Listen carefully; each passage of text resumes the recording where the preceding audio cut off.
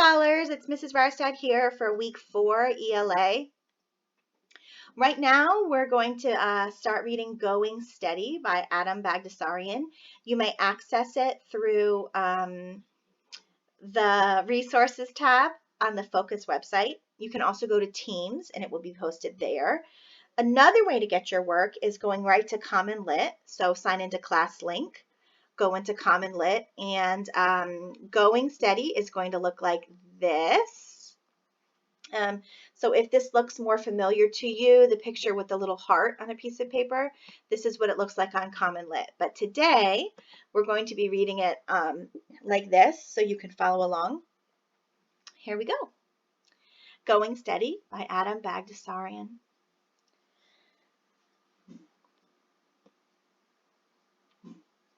Linda Leibman was an artist, a free spirit, a bohemian who played the flute in the park, drew pictures of winged horses and naked nymphs, and signed these drawings with the blood of her own pricked fingers. She was someone we all knew who was destined to go to New York, dance on tabletops, pose naked for struggling artists, and rally the masses to riot. One day, for some reason, she smiled at me in art class. After I passed her a note asking her why, she passed me a note saying that I knew why, and I passed her a note saying that I really didn't, and she passed me a note telling me to guess, and I passed her a note saying that if she liked me, and she passed me a note with a heart on it that said yes. So Linda Leibman, one of the prettiest girls in the 7th grade, liked me. I was immensely proud of my conquest, though I had no intention of doing anything about it. Partly because she frightened me, and partly because in those days it was my ambition to collect as many female hearts as possible without committing my own heart to any particular one. Unfortunately, during recess, Greg Ranisoff mentioned that he had a crush on Linda, and I mentioned that I could go steady with her any time I wanted. "Oh, sure," he said. "Want to bet?" I said. Okay, we're going to pause there and read this question over here, which is in paragraphs 2 to 3, write, why doesn't the narrator want to respond to Linda's feelings about him? That's this question right here. In paragraphs 2 to 3, why doesn't the narrator want to respond to Linda's feelings for him? So these are questions 2 to 3. Pause this video, write your answer down on a piece of paper, and then press play when you're ready.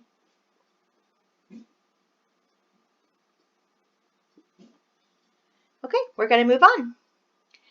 We were down here. Let's keep going. Paragraph 5. "Oh, sure," he said. "Want to bet?" I said. "How much?" $1.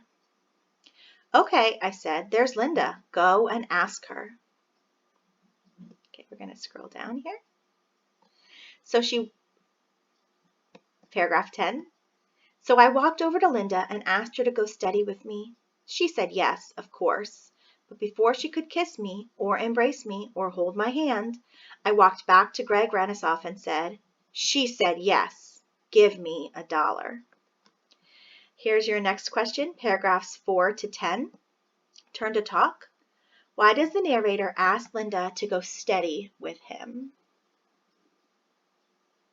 Pause the video, put your questions on a piece of paper, and when you're ready, press play. Okay, let's keep going. We're on paragraph 11. So now I was going steady with Linda Leibman, which meant I would have to call her every night, gaze at her during class, stop flirting with other girls, write romantic letters signed with a heart, carry her books, defend her if necessary, and generally stop being myself. Also, Linda was a girl who, though lovely, was looking for someone to love as much as a boa constrictor looks for a small pig or an owl to swallow. Okay, that was paragraph 11. Let's go over here to our comprehension questions. Paragraph 11, list which 3 things that the narrator is expected to do now that he is going steady with Linda. So this paragraph relates to this question relates to this paragraph. Go ahead and pause the video and answer. and then you can press play when you're ready. Okay, here we go. Paragraph 12. That night I called her and did my best to sound as docile and love-struck as possible. This I accomplished by lowering my voice an octave and whispering as though I had laryngitis. A half hour into our conversation, she asked me if I loved her, and I said, "Of course." And she said, "How much?" And I said, "A lot." And she said, "I love you more." And I said, "No, you don't." And she said, "Yes, I do." And I said, "No, you don't." And she giggled, and I giggled, and she hung up, and I felt a little queasy. The next morning during recess, she walked over to me coyly with her hands behind her back, kissed me, and said, "Hi, lover," and handed me a small white stuffed unicorn with silver glitter on its horn, its tail, its mane, and its hooves. She handed it to me as though it were a baseball signed by Willie Mays, and I took it as though it were a poisoned apple. Okay, that was paragraphs 12 to 13. These are the questions for paragraphs 12 to 13, paragraph 12 and 13. Pause your video and write your answers on a piece of paper. Write, how does the narrator feel after his phone conversation with Linda? Next, turn and talk. What does the narrator mean when he says that he took the stuffed unicorn Linda gave him as if it were a poisoned apple? Pause the video, write your answers on a piece of paper. Okay, and the last question for paragraphs 12 to 13. What does this suggest about the narrator's true feelings for Linda? Pause the video, write your answers on a piece of paper. Okay, great, we're going to move on. Do you know what it means? She asked. No, I said, which was the first honest thing I had said to her since I asked her to go steady. It means I love you. Oh, I said, trying to look grateful and moved. And then the bell ending recess rang, and she kissed me, and we walked together arm in arm towards our next class. During math class, she handed me a note covered with red hearts, and when I looked at her, she blew me a kiss, and I managed to smile and kiss the air. And Mrs. Fine said, "William, if you're going to carry on with your girlfriend, you can do it in the vice principal's office." Naturally, we talked on the phone that night. "Hi, lover," she said. All right, paragraph 15, turn and talk. The narrator says that was the first honest thing I had said to her since I asked her to go steady. What does this suggest about how the narrator is acting with Linda? Write your answers on a piece of paper, pause the video. Okay, let's go on to the next question, paragraph 16 through 18. How does the narrator respond to Linda's expressions of love? Write your answers on a piece of paper. Pause the video. Okay, and our last question for paragraph 16 through 18. Underline two details that support your response. You can write those answers on a piece of paper, pause the video, and press play when you're ready. Okay, we're going to move on. "Hi," I said in a breathy baritone. "Do you miss me?" "Yes." "Come over." "Now?" "Right now." "It's 9 o'clock at night, Linda." "So? Sneak out." "I can't sneak out." "Sneak out now and throw a pebble at my window." I laughed nervously. "Then I'll sneak out and throw a pebble at your window," she said. Here was the Linda I had feared. Here was the bohemian, free-spirited Linda who would come to my house, throw a pebble at my window, alarm my parents, and ruin my life. "No, no," I said. "Let's just go to sleep instead and think of each other. I'm thinking about you now." All right, paragraphs 30 through 46. How does the narrator feel during his phone conversations with Linda? Pause the video, write your answers on a piece of paper. And the next question. Why do you think the narrator keeps telling Linda that he loves her? Write your answers on a piece of paper. Pause the video. Okay. Let's keep going. It's different when you're in bed. Pretend you're lying under the stars together. In Oregon? Okay, Oregon. I love you, lover, she said. I love you too, I said. Not as much as I love you. Yes, I do. No, you don't. Yes, I do. No, you don't. Then she giggled, and I felt queasy again. Okay, here's the question. What does the narrator's conversation with Linda suggest about how adolescents express their feelings? Another way to rephrase that question is the narrator telling the truth to Linda about how he feels? And if he isn't telling the truth, why isn't he telling the truth? Write your answer on a piece of paper and pause the video. All right, let's keep going. Things proceeded in this fashion for 4 days. By the end of the 4th day, I knew I had to break up with her. I was tired of cooing, kissing the air, and carrying her books. I was tired of looking love-struck and docile and content. Also, I knew that one night she really would throw a pebble at my window, and if I pretended to be asleep, she would throw a rock. And Sam, our dog, would bark, and my parents would wake up, and all hell would break loose. On Friday, she asked me if I was going to Chris Block's party Saturday night. I didn't even know he was having a party, I said. All right, here's our next question.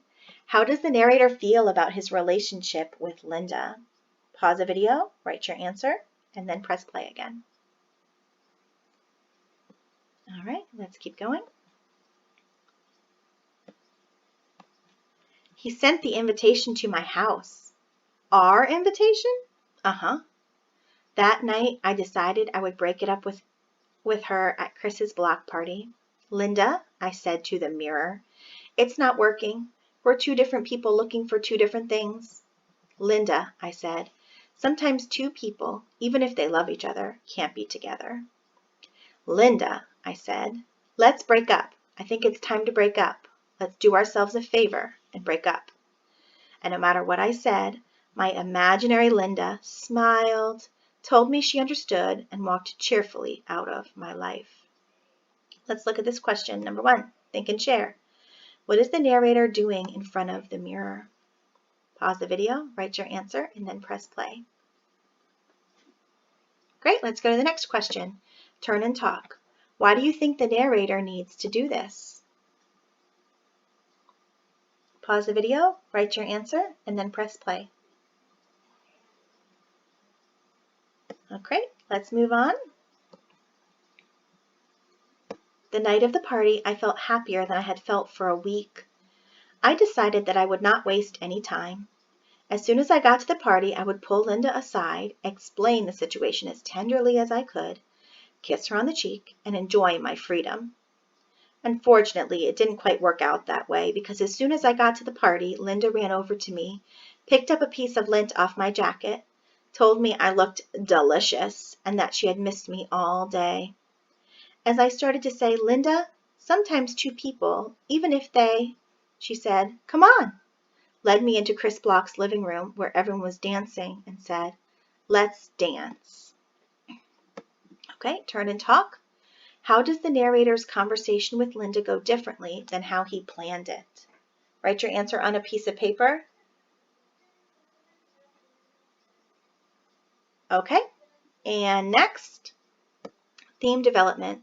What does the narrator's conversation with Linda suggest about how adolescents express their feelings? Write your answers on a piece of paper. Okay, here we go. So we danced. To be absolutely honest, she felt very good in my arms, and for one brief moment I was actually happy that she was mine. When the song ended, however, I remembered that I had to reclaim my freedom and said, Linda, I have to talk to you. With that, I led her out to the backyard, past a row of rose bushes to the swimming pool. I sat her down on the diving board, took a deep breath, and looked at her. Linda, I began. Lover, she smiled. I have something to say. She looked earnestly into my eyes. I love you, I said. I love you too. Is that what you wanted to tell me? Yes, I said, that's all. Let's go back to the party. Did you buy the ring? I had promised to buy her a ring. Here's the question. What does the narrator commit to doing after dancing with Linda? Okay, here we go. I ordered it, I said, yes. What kind of ring? Gold? I said. Linda smiled, stood up, and kissed me. Then we went back to the party. 10 minutes later, after one slow dance and a glass of punch and endless cooing and pet name calling, I asked her to come outside with me again. I was determined to succeed this time, determined to sit her down, speak my piece, and regain my freedom. So I took her by the hand, walked her back to the diving board, sat her down, and after a few false starts, told her I loved her again and walked her back out to the party. Okay, here's the questions. Underline 3 things Linda does that make it difficult for the narrator to say what he wants to say. Write your answers on a piece of paper, pause the video, and push play when you're ready. Okay, great. And turn and talk. How does this influence the narrator's plan? Write your answers on a piece of paper, push pause, push play when you're ready. Okay, and this last question for paragraph 60 through 70, write, what do the narrator's interactions with Linda suggest about how adolescents express their feelings? Write your answers on a piece of paper, pause the video. When you're ready, push play. All right, we're moving on. This, I knew, could not go on. A real man, I knew, could look a girl in the eye, speak his piece, and walk away. A real man was nobody's puppet, nobody's property. I simply had to take her outside again, sit her down, and get it over with. So I walked over to her, looked her in the eye, and said, I have to talk to you. Again? It's about the ring, I said. So once again, we walked out to the backyard, past the rose bushes to the diving board. Linda, I said, how do you feel? Fine, she said. Happy? Yes. Are you sure? What do you mean? Don't you sort of feel like something isn't right? Like maybe you could be happier, or I could be happier? All right, turn and talk. What does the narrator think he has to do in order to prove that he's nobody's puppet and nobody's property? Pause the video, put your answers on a piece of paper, and push play when you're ready. All right, paragraph 72 to 85. Find evidence. Underline 3 details that show how the narrator begins his conversation with Linda. Put your answers on a piece of paper. Push play when you're ready. Okay, and our last question for this section, turn and talk. What makes him begin the conversation this way? In paragraph 72 to 85. Pause the video, put your answers on a piece of paper, and then push play. Okay. We're on to the next page. Here, her face changed. I was about to tell her that I loved her again and take her back out to the party, but I knew this was my chance to prove to myself that I had character and backbone. No, she said, do you? I think so, I said. And then, because that sounded too spineless and weak-willed, I added, yes, I do. I want to break up. I had prepared myself for at least a dozen questions, but she did not say a word. She looked at me, then her eyes filled with tears and she ran back to the party.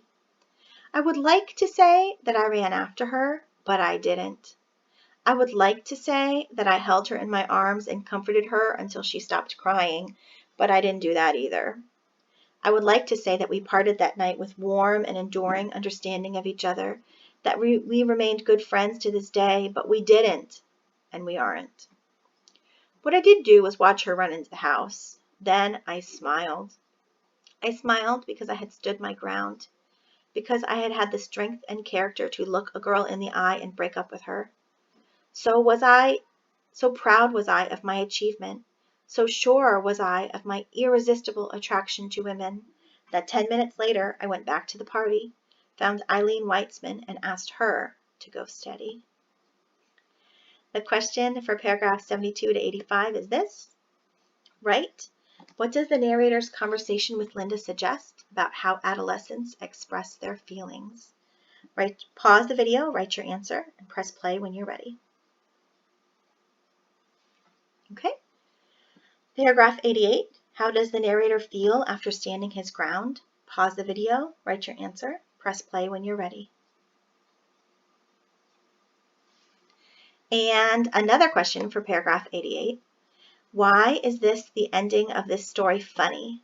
Who is he making fun of? Pause your video, write your questions on it, write your answers on a piece of paper, and push play when you're ready. All right, and I'm scrolling down. We've got one more question. Turn and talk. Do you agree with the narrator feeling proud at the end of the story? Why or why not? All right, here we go. And guess what? Now we're on to the exit ticket questions for Going Steady. These exit ticket questions are the exact same question that are here in the assessments.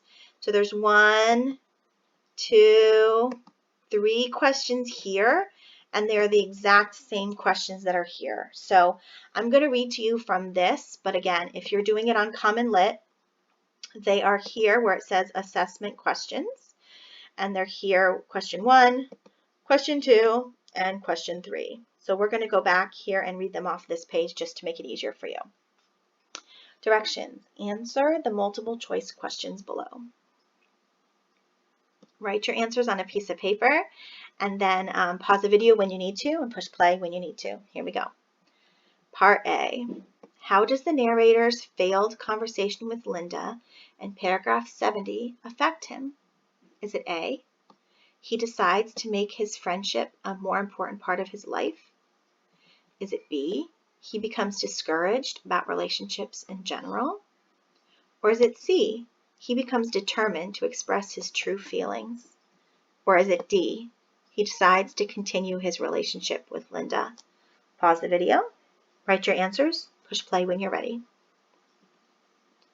All right, part B. What detail from the story best supports the answer to part A?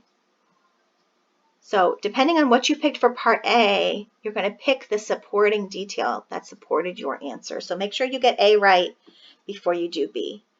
Is it A, so I took her hand, walked her back to the diving board, sat her down, and after a few false starts, told her I loved her again and walked her back to the party? Is it B, a real man I knew could look a girl in the eye, speak his piece, and walk away? Paragraph 71. Is it C, don't you sort of feel like something isn't right? Like maybe you could be happier, or I could be happier? Paragraph 82. Or is it D, I would like to say that we parted that night with warm and enduring understanding of each other and that we remain good friends to this day? Paragraph 87. Okay, we're going to move on. This is the short response question for this story. And again, it is the same exact question in this assessment question on Common Lit. Questions 1 and 2 we have already done. Question 3, identify one theme about adolescence from the short story Going Steady. Use at least 3 pieces of evidence from the text to support your ideas. That's the same exact question here. Does it look familiar? Identify one theme about adolescence from the short story Going Steady. Use at least 3 pieces of evidence from the text to support your ideas. So here on this page, it gives you examples. And look how many lines it gives you. So many lines. You can just use a regular lined piece of paper. And here's helpful resources, how to get started to quote your evidence. Sentence prompts for introducing evidence in the text or in the story. In paragraph blank, when this happens, when the character does that, the author illustrates this when, for example, and another sentence prompt for explaining your evidence. This means, this illustrates, this reveals, this highlights. So remember that when we're writing an answer, you're going to put your claim or your your main idea, your thesis statement, and then you're going to put evidence from the text, explain the evidence. Evidence from the text, explain the evidence. Evidence from the text, explain the evidence. And it looks like this. So we need, a good size paragraph or two to answer this question, which again is this question over here in assessment questions, question number 3. Again, make sure you write your answers out, submit them via email to me, Mrs. Rarstad, or to Miss Elric, or to Miss Mercier. Bonus points, if you've watched this whole video and you've done all your work and you've sent it all in, you can include a little bonus section at the end because you made it all the way to the end. Congratulations. And your bonus points are this. Tell Miss Mercier or tell Miss Elric or tell me the thing you most miss about school. If you include that little tidbit, that's a bonus for you. We can tell that you made it all the way to the end of the video. All right, be safe. We love you. We miss you. Bye, guys.